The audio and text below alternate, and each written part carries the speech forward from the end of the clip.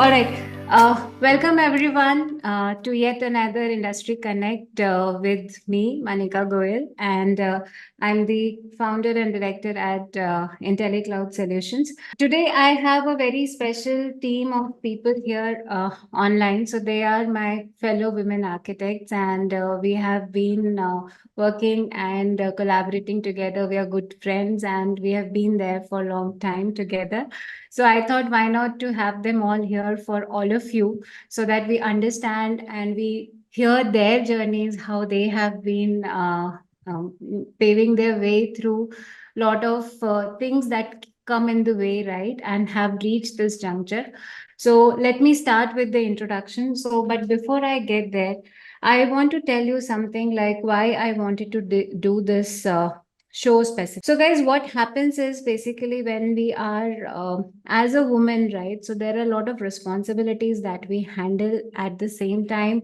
While we are trying to make an identity for ourselves, while we are trying to get through the journey into a career that is fulfilling for ourselves and fulfilling for everything around. So there are various reasons we work for, but like one of them and most important one is changing the social norms, becoming a living with it and making your own identity, right? So most of the women actually drop out after 2 to 4 years of their career just because they want to take care of their children, they want to take care of their family, and somehow prioritize that at as the most important thing in their lives, right? So that is what basically brings me to a concept of bringing the women back to work from the leaky bucket which is there, because if the women come back to technology, right, if they are able to make their tech careers, the overall world GDP can grow up to 20%, right? So those are like some of the facts that I'm presenting to you. And basically these women actually earn almost only 77% of what men earn. That's because they get into the career breaks. Sometimes they don't come back. And when they come back, they are actually treated unequally, and there is a lot of bias that happens with these women, right? So we four women today want to kind of motivate all of you to definitely come back on the tech career path and take this journey. We are there to help you, and we are here to tell you a little bit about our journeys, which actually I think would motivate and inspire you all. Okay, so I'll start with the introductions. So Tina comes with about 20 to 24 years of experience in IT industry, and she is an enterprise architect, I would say, and at the same time, she's also excelled into Salesforce as and Vlocity space, industry space as an architect. She has handled large projects and is still also working in the technical career role as a Velocity architect. Okay. Padmaja comes with over 22 years of experience again, and she's also an enterprise architect, I would say, to the core, though she is working in Salesforce for about Salesforce ecosystem for more than 15 years now. And she has seen Salesforce grow from like a small sales and service application to this large scale implementation, right? And with the background in full stack implementations, she has a lot of coding experience, and that gives her an edge over the others in the architects arena. Okay. And Sandhya, I think she is the popular one on the LinkedIn as well. So she is a CTA, and she is one of the, I would say, top 400, 500 people in the world who has become CTA. And I'm so proud to have you here, ladies. Okay. So before I get into the conversation, right? So I think I would ask, the way we'll run this show is basically we'll get into some generic questions, and there will be some specific questions which Tina, Padmaja, and Sandhya would be talking about. And then to have a fun factor on it, we'll do a rapid fire quickly towards the later part of the show. And that's where you'll earn a lot of insights from the session. Okay. So first question to you, I think I would like to hear one by one from you that how have you paved your journey to this juncture in your career where you have spent more than 2 decades in the IT companies, and what kind of hurdles have you faced, like maternity breaks you would have definitely taken, and then how did you decide to come back? So all of this I would want to hear from you. So let's start with Sandhya. As a female, it's always tough after maternity to come back. Um, I, um, I had taken an extended 3 months break after my maternity. I definitely wanted to come back, but the fear of performing at the same level, being at the same par that I was performing before was a lot for me. So actually, thanks, my kid was a good sleeper. So I actually used my pregnancy, or sorry, the maternity leave in a very nice way. I did my architect certification during that time. So it's very important to kind of not decide how you want to go further, and then maternity should not be an obstacle for you. It should be motivating to show what your mother can do to a child. That's so cute. How about you, Padmaja? Yeah, so very well said, Sandhya. Same thing, I would say almost. I had experienced in my journey as well. Before maternity leave, it was all technical stuff.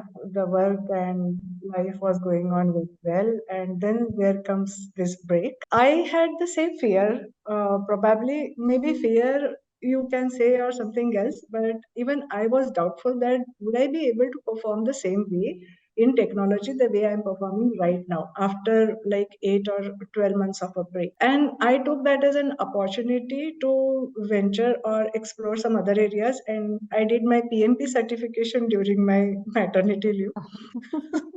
My kid was 2.5 months when I wrote my PMP exam and cleared it out in one single attempt. After that, I joined back when they said that no, your leaves cannot be extended anymore. You will have to join back. So I joined back, and to my surprise, I was much more mature in my thinking process.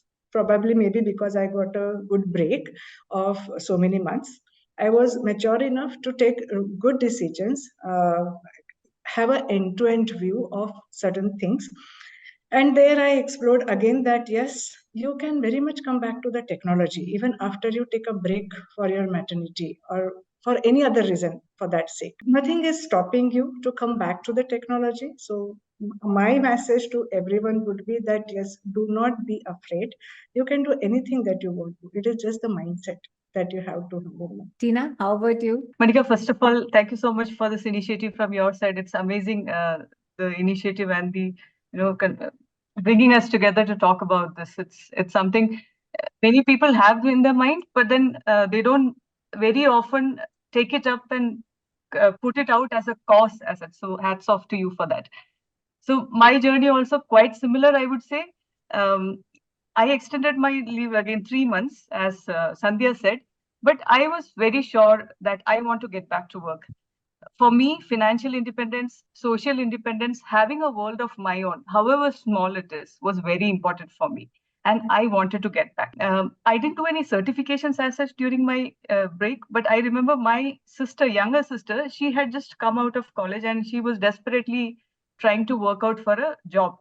And I used to feed my baby and make her sit beside me and ensure that she learns Unix with me. And I got her posted in a job. I mean, she did the interview, of course, but I made sure that I was supporting her in clearing that path and technical path. And I always wanted to get back to work.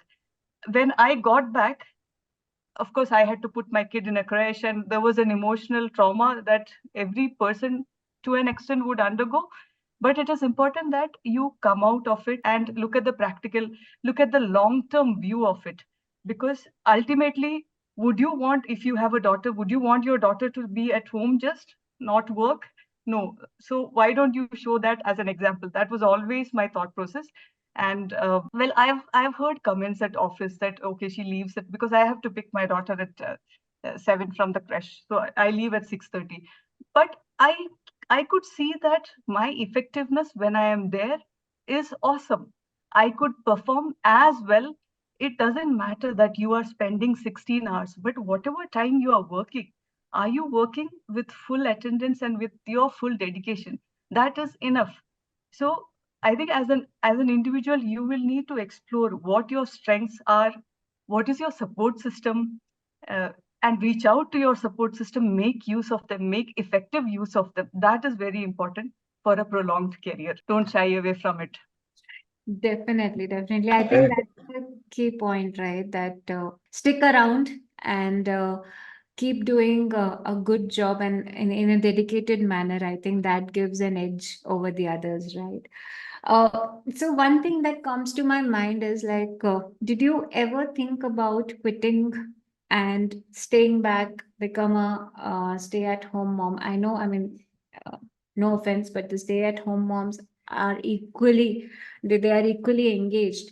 But yeah, I mean, did you ever think about quitting and for any reasons, and how did you make a comeback on that? Tina, you can start. Well, not really to be stay at home. In your coffee chats and all, you keep saying, "Oh, the work is so stressful. It would be better to."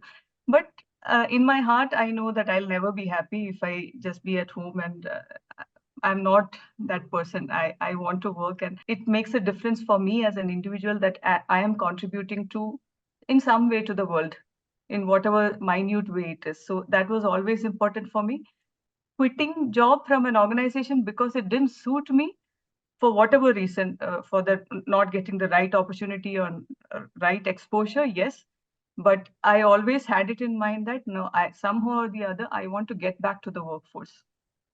Great. Sandhya, Yeah. your views on this? Yeah. I mean, very much like Tina. Like I have a working mom, so not working was never an option. In fact, I remember my sister had taken a longer pregnancy, maternity break, and my mom called her up and said, enough, get up and go back to work. So yeah, that's never been an option. In a way that she made us very independent and ensured that we are always financially independent. But yes, there was a stage like once I was in my CTA journey, I got COVID, and then there were a lot of after effects. You can see even now my voice is so down. So I've been prolonged chest issues after that. So work, kid, the health issues and CTA, everything was getting too much, was getting unnecessarily stressed. At that point, my husband told me it's not worth it. If you want, just take a break and get your CTA done and then get back to the work. But even at that point, it was an impossible thought for me. But thanks to Accenture and their flexible work timings, I was able to take, like, what I did was I took part time for 8 months in a way that I can manage everything. Because, as a lady, you cannot not look at your kid as well. Like the male, I'm not like nowadays, the fathers give a lot of time to the kid, but generally the nurturing part remains with the mother. So it was very difficult at that point to manage everything. So going part time for just 7-8 months helped me. Right. So I think the key that I just gathered is going part-time is also always an option, Yeah. maybe looking for some remote opportunities, but at the back of the mind, it has to be there. I have to come back. That's the thought, right? Padmaja, what's your view on this? So this thought, which comes very natural to maybe almost everyone, and Everyone. many times, Manika, you and me have discussed this. But the first question that I ask myself whenever I get this thought, that what I would do if I don't work, because I don't know what is no work. So that keeps me going, first of all. But yes, there were moments when I thought that this is not working for me. Something or other thing is really getting ignored because I'm completely dwelled into the work. I discussed actually, I seek from my mentor, I discussed and I opted for the work from home at that time. That helped me tremendously because I was able to manage without any tension of catching the cab or bus or going to the meeting in time, reaching home in time, etc. All those worries were gone, and I was quite focused and more productive when with that flexibility of working from home. So Mhm. I was blessed at that time with this opportunity, and I think yes, everyone should think of this option as well, working from home with flexible timings. And Correct. if you are self-motivated, you don't really need any stopwatch to count how many hours you are working. It is just the work that should be getting work done. Correct. Get is enough, basically. Correct, correct. So that eventually brings to my mind as well that work from home actually enables a lot of things and helps on a lot of factors. Though I know, I mean, going to office has another is the other side of the coin, because that gives you like a little bit of exposure to the team and it's like more teamwork there. But definitely, I think even for me, it is similar that work from home has immensely helped me kind of continue with my career. And especially, I would say the SaaS technologies have actually helped us reach there, right? So I think I would Absolutely. like to hear some views on that, like Salesforce, AI, low code platforms. Like, so how are these, I mean, how do these gel together? What is your point of view in that sense, right? To help women continue their journeys and probably take a shorter break and then come back to work. Or even if who are still thinking that they should come back, how can it help? So maybe I can start with you, Padmaja. So, yes, the SaaS platform, they have changed the world actually for many of us, right? Right. So, while there are systems where you have to be there in the office to work with them, etc., you have to be available in a particular uh, VPN or something. Salesforce has really, uh, I'm talking about Salesforce because I work in that technology, but there are other SaaS platforms as well. But this particular SaaS platform actually have brought that flexibility that you can work from anywhere, no matter where you are. The system is available to you. You don't have to worry about your connectivity with the infrastructure and so on, because everything is on the cloud.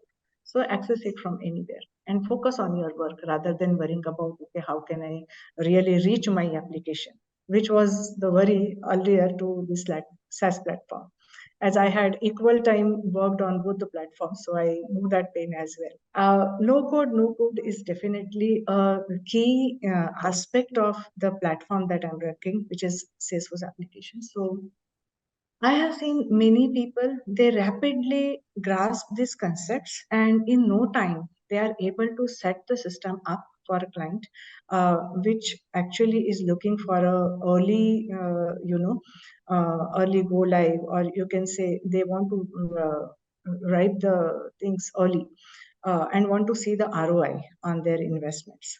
So, how quick you can turn around an application for your client? That is an example that you can actually configure it rather than just keep on coding and debugging and night long, uh, you know, out for that particular Hands stuff on to the really get project. going. Yeah. Yeah, yeah. Hmm. So it has changed the game. Means rather than years, you can actually make your application go live within weeks. This is And it's tremendous game easy changer. to learn as well, right? Very easy to learn because mainly the concepts, which is the main CRM is the main concept of this particular application, and then there are many other things that you can develop around that.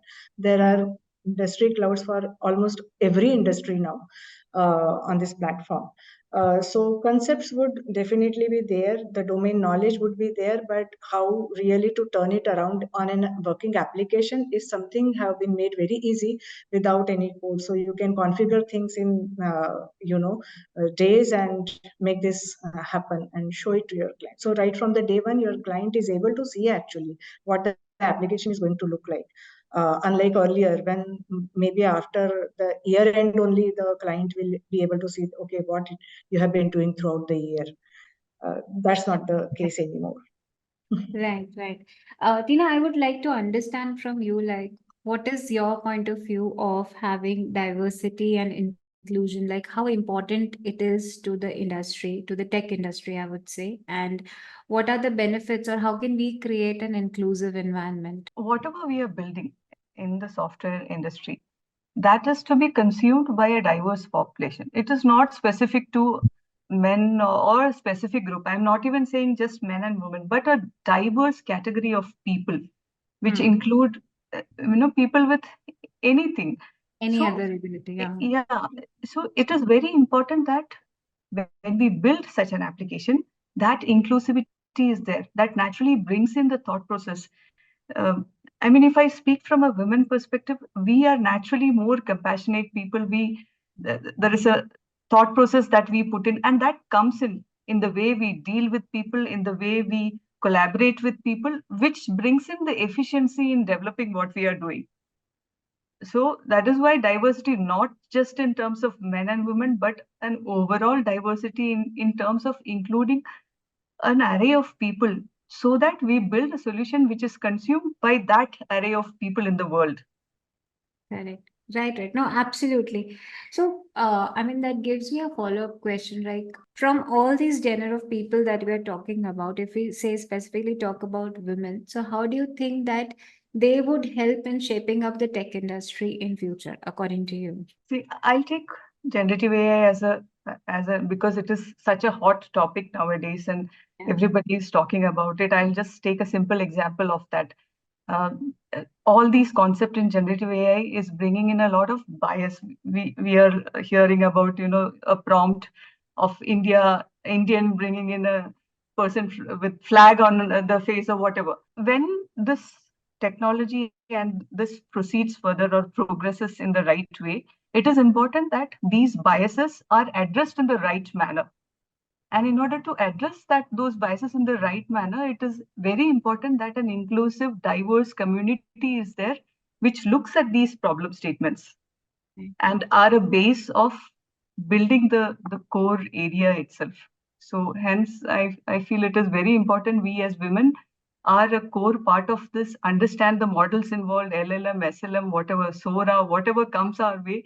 Yeah, it is new.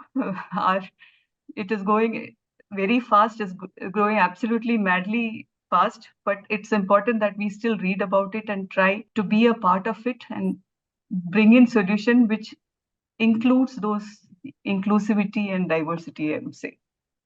Absolutely. So the bottom line is like the women have a very good perspective on very different aspects, and I think staying in touch with the latest trends will actually boost their capability and basically add to the tech forums and tech companies, right, to their portfolio.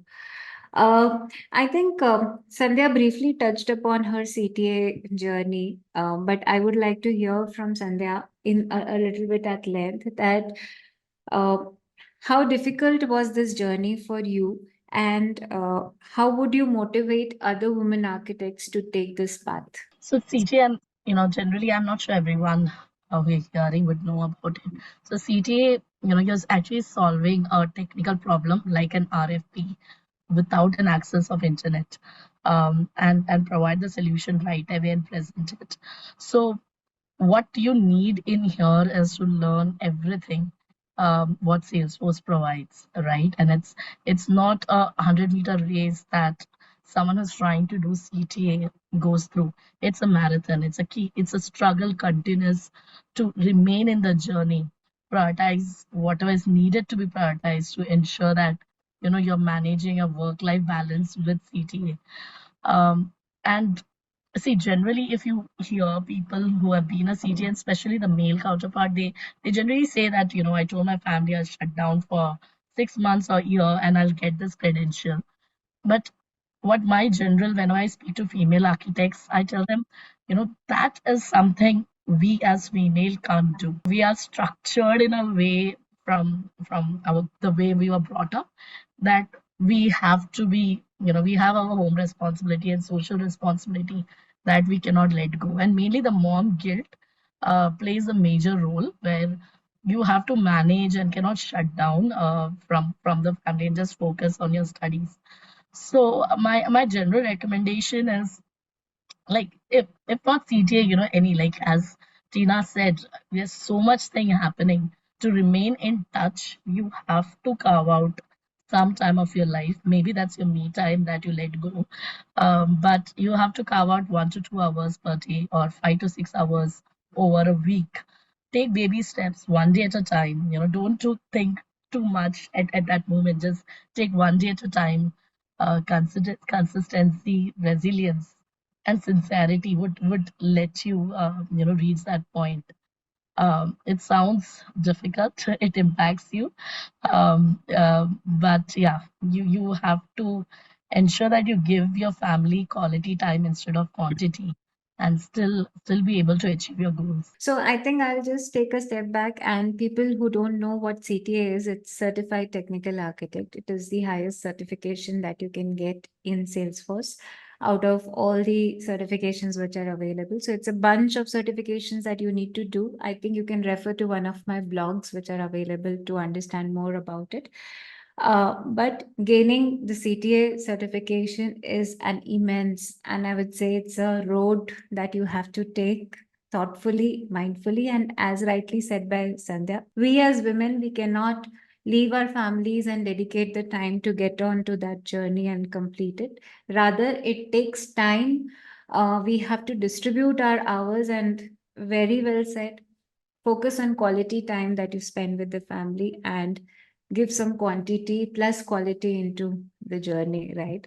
One more question that I had in mind was because uh, being active in the community, right, and also like being in touch with a lot of people, how do you think mentoring and networking would benefits the women in technology? What advice would you like to give to women for building their network and mentor and get mentors? So, to be very frank, I enjoyed the benefits of networking and mentorship as a part of the CTA journey. I understood how motivating and encouraging it is. Mostly when you interact with the women leaders and architects, you generally realize that you aren't alone in the journey, right? And even the male counterparts, right? Everyone is having their own small struggles that they're dealing with. But with those struggles, they are paving their path. So you understand how to navigate the corporate ladder as well as the technology struggles you can discuss with your team, and the network. Networking that way helps you to get quick learning. Like if you go to your dev groups and architect group events, many times are not able to carve out the time to study, but then you get a good crash course on a content which helps you learn faster. You get diverse perspectives. You know what's happening in the industry in general, how what's happening in different organizations, how are they solving different problems. So overall, it helps in the growth as not just an individual, as a professional, and it also increases your visibility in the community. So which eventually would also let you to get a lot of other career opportunity in the organization, outside the organization, and guidance to achieve what you want to achieve in your career. So it's very critical. People do do not usually take out time, but yeah, it's when I started doing it now, I find it's immensely beneficial to me. Right. So, anyways, I mean, you should not shy away, talk to people around. That's the key, right? Yeah. Okay. Padmaja, I was thinking of one thing, right? I think in your latest recent project, you've been actually, it has been hectic for you, right? So, how do you think a work-life balance can be made in such heavy tech roles where you need to dedicate a lot of time? Sometimes there are escalations and you are actually out of your mind. You can't do anything else but do the work, right? So, how do you manage, or what are your tips for the work-life balance? That's the continuous challenge, Malika, for all of us. And fortunately, I had been able to manage that balance so far. And as you were also surprised with me about balancing the work life, so that comes with a experience. Basically, it was not the same for me all those years. So initial days of my career, I had spent nights also in the office. Me and my husband, we used to look each other in the morning. He used to go back to the office. This is how we used to work. Only on the weekends we used to meet. So even that I have seen, but eventually I matured, I learned, and then actually implemented 3-4 things. Okay, so one is setting up the boundaries. So I started setting up the boundary for my working hours, and non-working hours, I don't check my SMSs, emails, or WhatsApp groups of office. So that is the first strict rule I have implemented. Second is prioritize the task, basically. So there will be always so many things that you want to achieve in a day, in a week, in a month. But we really have to sit down, think through, and prioritize what is most urgent, and what can go next, and what can really be delegated, can be done by someone else. So that is another aspect that I implemented. Also, setting up realistic goals would really be helping one in this particular management of this balance, because you cannot achieve everything. Okay, you have to give away something in Right. order to achieve something. There is no free bucks, right? So set realistic goals. You know your capacity, your caliber, your capability. So based on that only you set the goals. Maybe if the goal is bigger one, break it down into the smaller tasks, smaller goals. Try and achieve step by step. So those baby steps also would help you achieve it. Okay. Also, continuous learning is another aspect that would help you manage this work-life balance. Because why I see most of the time you lose that balance, because you are trying to learn something while doing it, and you keep on engaging yourself in that continuous process. So rather than learning when it is really required, you have this, you know, preparedness or readiness to learn new things eventually or in your free time. So that has to be a regular activity so that you are ready when the situation occurs. Right. Unplug yourself regularly. So go off with your friends to have coffee breaks like we do, Monica. Even in the daytime, you please unplug. Sometimes, if there is something that is not working, I think rather than looking into and trying to solve it there and then and there itself, you should really get off from your seat. Do whatever you want. Watch a small movie, watch one episode of a series, or just go ahead, make yourself tea and drink it, or go out and have a quick walk. But unplug. Then only you will be able to really think through clearly and come up with a proper solution. So that has helped me very much during this COVID era, especially. I have implemented this tremendously.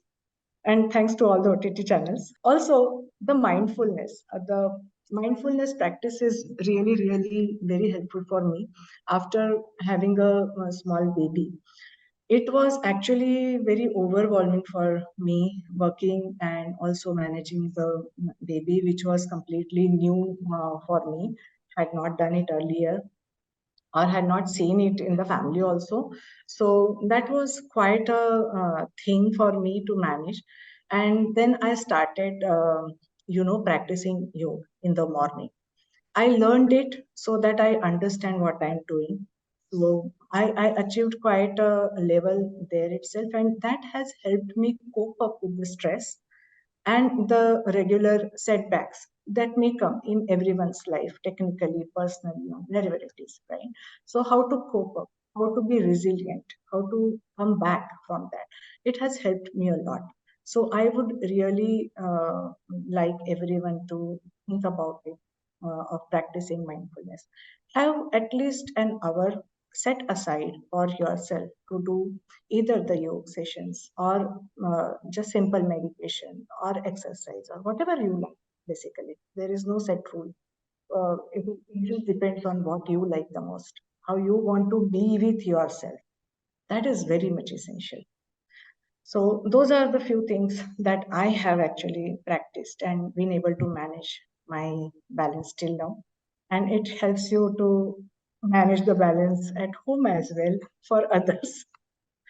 Because of your Right. stress, everyone else at home also get Sure. stressed out, right? Cool. That's super cool, Padmaja. So I think people would have taken some cues from here. Now let's move on to the rapid fire, which is my favorite part of the session. So Tina, I'll start with you. So I'll ask each of you like 4 questions, and let's quickly talk about it. Okay. So what's your top advice for women coming back to tech careers after a break? I feel one of the very important thing is the certification part that Sandhya and Padmaja. So the organization, and even in Clubis, we are taking such initiatives. Organizations should have keep in touch policies, wherein if they have gone for a break, just have a chat with them and give them opportunity vouchers to take certifications, or just have a chat about projects going on, which will make them think about it and sort of help them to come back. So that will be my view on that. Great. Next is share a memorable mentorship experience.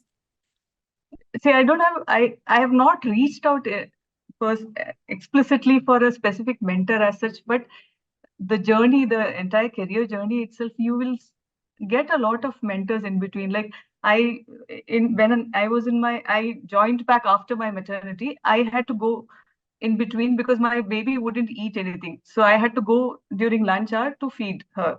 So it was an hour-long thing in which I have to feed her, eat my lunch, and get back as well in an hour's thing. But the managers accepted it and said they wouldn't bother actually. And it was a big thing for me, and it used to motivate me to work. So we as individuals, when we see such young persons or whoever it is, we should encourage so that they will have the capacity to come back and equally contribute in the work. Absolutely. One misconception that women have about, one common misconception about women in tech. In general, there is sometimes there's a feeling that they'll not be able to do the technical stuff so well as their male counterpart. And we need to break that by speaking up, by standing up for yourself. That is very important for, I think that's what I have observed. We are always the one who will raise our hand when there is an emotional aspect, be it taking care of your parents, be their illness, be there you need to sacrifice your travel. You are the first one to put up your hand. But I think that same initiative you need to put up for other aspect as well. When there is an opportunity, when there is something new to approach, you should be the one to put that hand up, even though you know that you will have to figure it out, but put your hand up and see what you can to achieve it. That would be my take on it. Amazing. One last question to you. How do you stay updated with the Salesforce needs or trends, I would say? I think as a platform, Salesforce provide a lot of opportunities with the trailheads, release notes, the documentation. Yes, there are flaws in between, but it's very elaborate and it gives you an awesome opportunity to learn. And you can set a path, a career path, by choosing specific areas, be it industry-wise or technology-wise. So I think trailheads are an amazing opportunity for anybody to get into this technology path. Brilliant. Awesome. Good, very good answers, Tina. Thank you so much. And I think I'm just kind of in my mind, all my time that I have spent in last 20 years is all coming back to me, like how I have actually been there. I think it's the same for all of us, right? So, Sandhya, now it's your turn. So, first question to you is that what is your point of view for women to manage their own finances and investments? Uh, Actually, wrong question for me. Is yeah, I and my husband act as a team in financial planning. But what I would say is, yeah, being financially independent always is the key for the female to, keep working. And generally, the overall household, um, the standard of living of overall household generally increases if the woman is working, and you can have a better financial planning, because if just there's a one bread earner in the house, a he's stressed, b you have to just do everything that you need to do with that one pay. With a secondary pay, you can definitely have better financial plannings in terms of savings, investments, vacations. Better vacations can be taken, which helps to plug out. Um, so yeah, I mean, I know there are a lot of females who take care of their own financials, but with us, it's a family planning, and we just do everything together in terms of Right. finances. So more importantly, collaborate and contribute. Collaborate. Yeah. Contribute. Okay. So one essential skill that you think women need to master in technology.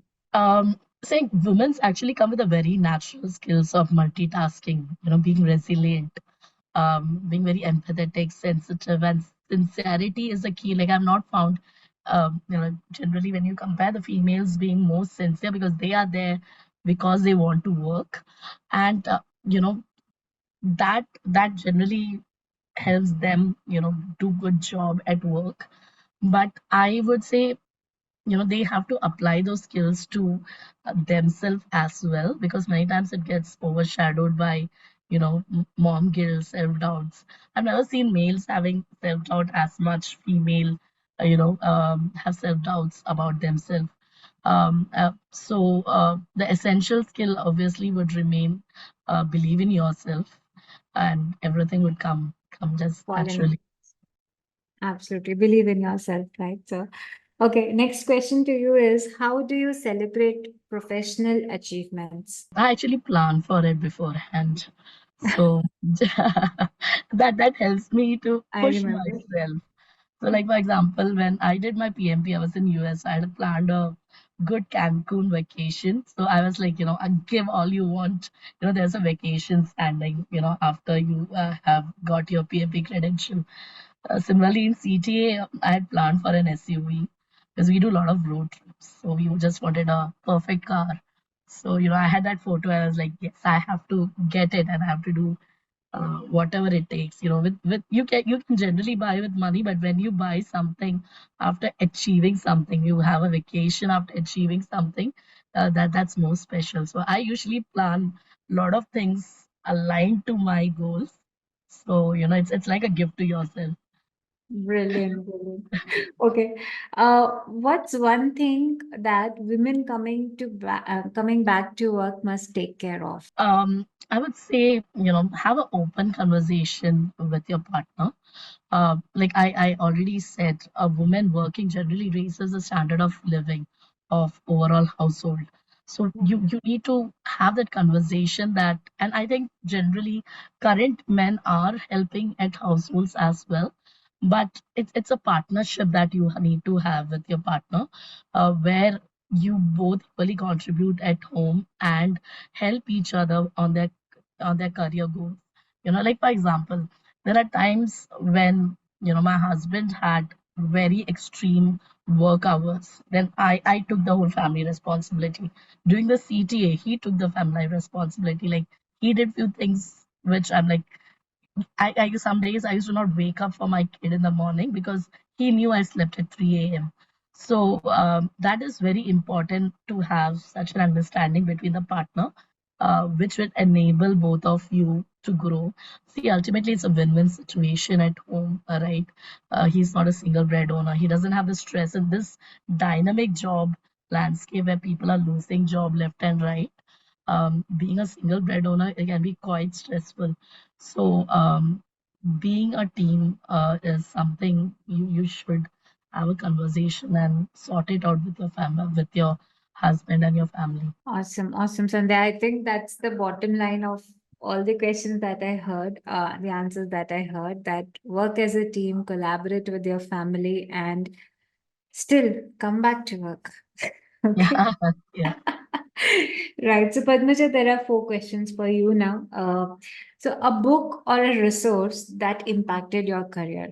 The book I would like to call out here, which actually really inspired me a lot, and many of the practices that I have put in, I have taken the inspiration from that book. So it is Indira Nuyi's autobiography, My Life is Full, Work, Family, and Future. Okay. So, as she says, that use all the resources that you have in your hand. I applied that same thing in my life as well. And seek support, speak for yourself, put yourself forward. Those are the few things that we women, do not think that clearly unless and until we really realize that yes, this is also required. Okay, so using the support system is the key thing in my life. Actually, like I have a very supportive husband. My kid is very supporting. My son, I have a 11-year-old son, and right now also I am not at home. I am outside home for last 2 weeks, and this has been continuing for last few months, and there is not even a single question or single tantrum or uh, I could not hear anything from them. They both are coolly managing themselves there. Not Good. that they're very happy because I'm not there, but yeah. No, of course. Okay. So So next question, I think I'll come. It's rapid fire. So I'll come to the next yeah, question. How do you handle setbacks or failures in your tech career?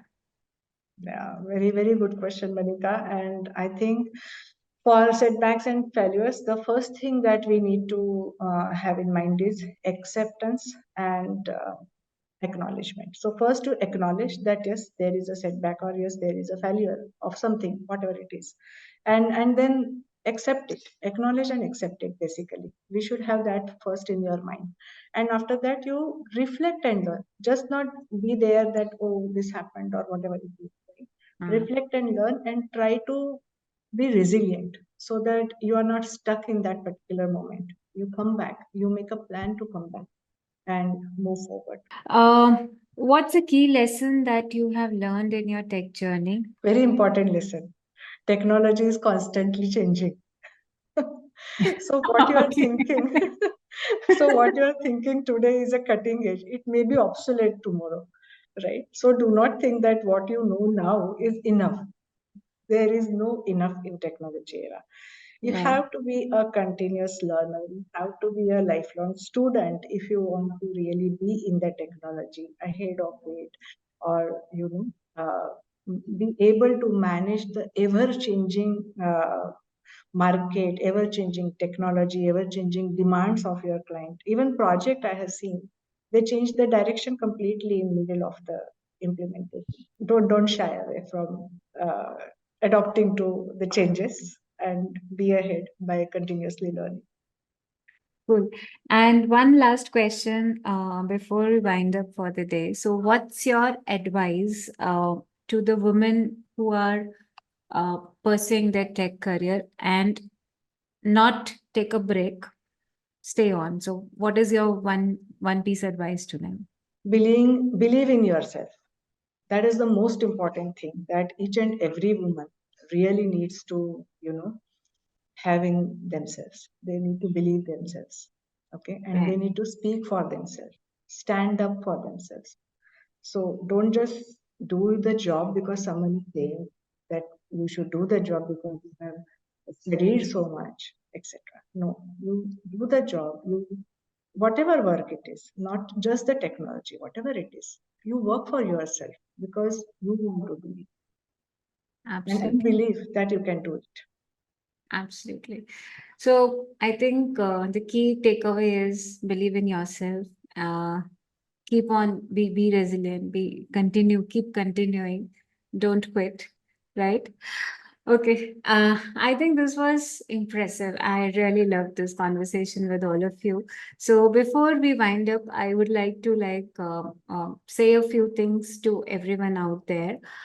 Encourage people around you, encourage women around you who have been on break to come back to work. But because believe me, they are the powerhouses of everything. When they can manage your homes, they can manage everything around very well, right? And I think there were 5, 6 points that I came around when I was reading some of the text around on the internet. So there is a consolidated fact sheet that I came across. So that says that there are 7.7 principles that we need to follow as tech companies and tech startups to promote equality around.